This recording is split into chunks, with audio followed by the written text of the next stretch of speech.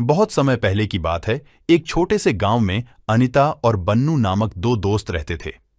यह गांव जंगलों से घिरा हुआ था और लोगों की आदतें भी उसी तरह की थीं। एक दिन अनिता और बन्नू ने सुना कि जंगल के पास एक पुराने पेड़ के नीचे एक बड़ा सा सुरक्षित खजाना छुपा हुआ है।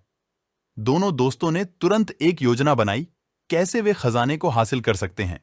पहले वे एक विशेष रास्ते से जंगल में पहुंचे, जिसे केवल वे दो ही जानते थे। जंगल में आगे बढ़ने के बाद उन्होंने एक विशाल वृक्ष के नीचे गड़ा खजाना देखा। अनिता ने बन्नू से कहा, हमें खजाने को लेकर बहुत सावधानी से काम करना चाहिए, क्योंकि इसे हासिल करने के लिए हमें कई जोखिमों का सामना करना होगा। बन्नू ने हंसते हुए कहा, तुम बिल्कुल सही हो अनिता, लेकिन हमें यहां पहुंचने के बाद क्या करना होगा, उसकी भी एक योजना बनानी चाहिए। उन्होंने एक दूसरे के साथ योजना बनाई और खजाने को हासिल करने के लिए तैयारी करने लगे।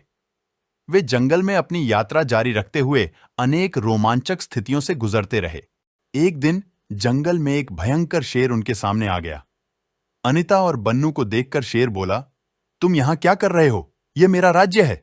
बन्नू ने हृदय भरी हंसी के साथ शेर से कहा, हे शेर भैया, हम तो यहां आपके राजा की सेवा के लिए हैं। शेर ने हैरान होकर पूछा, सचमुच? तुम लोग राजा की सेवा के लिए आए हो? अनिता ने मुस्कुराते हुए कहा, हां, हम यहां उसी उद्देश्य से हैं। हमने सुना है कि उनके दरबार में एक बहुत सुंदर गाना गाने वाला गायक है। हम उससे मुलाकात करना चाहते हैं। शेर ने खुश होकर कहा, वाह, यह तो अच्छा है। तुम लोग मेरे साथ चलो, मैं तुम्हें राजा के पास ले जाऊंगा। शेर ने उन्हें राजा के पास ले जाया और राजा ने उनका स्वागत किया। उन्होंने अपनी सेवा के लिए बन्नू को चुना और उसे राजमहल में बुलाया। बन्नू को यह बहुत अच्छा लगा कि उसकी चालाकी ने उसे राजमहल में पहुंचा दिया था।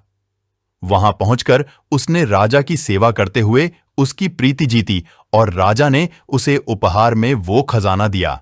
अनिता और बन्नू ने राजमहल में रहने का आनंद लिया और उनकी दोस्ती ने उन्हें बहुत सारे सुख संपत्ति से नवीनित कर दिया।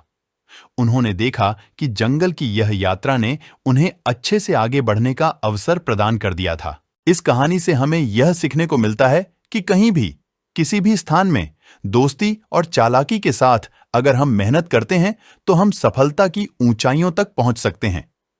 अनिता और बन्नू ने अपनी दोस्ती की मदद से न केवल खजाना हासिल किया, बल्कि उन्होंने अपने जीवन को भी सुखमय बना दिया।